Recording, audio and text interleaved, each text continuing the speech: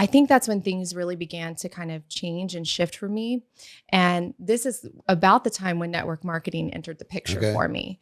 So again, I had little loose end jobs. I mean, I liked fitness, so I did personal training for a little bit. I fixed up furniture. I had a little antique shop. I was doing little things. I was not making a lot of money by any means. So about the time we were in a season where lots of adversity, and I always said I would never be in network marketing. Why?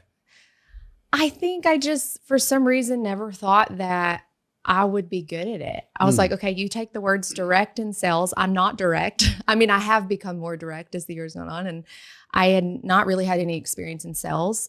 I had kind of those experiences where the hey girl messages, and I was like, I'm not doing that. Right. I'm not doing that. So I was against it to some degree, but watched a friend of mine. This was about the time 2017. I joined December of 2016. This is about the time people were doing lives.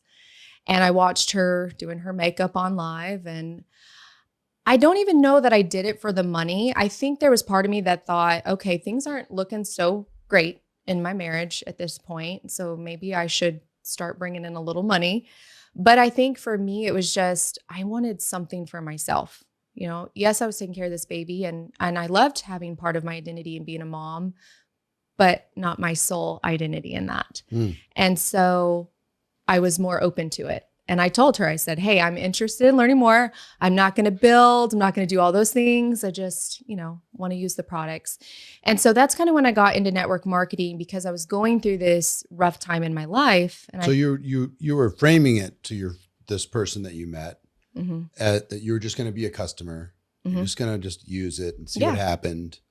But in the back of your mind, you're like, maybe this could be a plan B. You just weren't willing to admit that. And I think that's most people. I think most people really want it.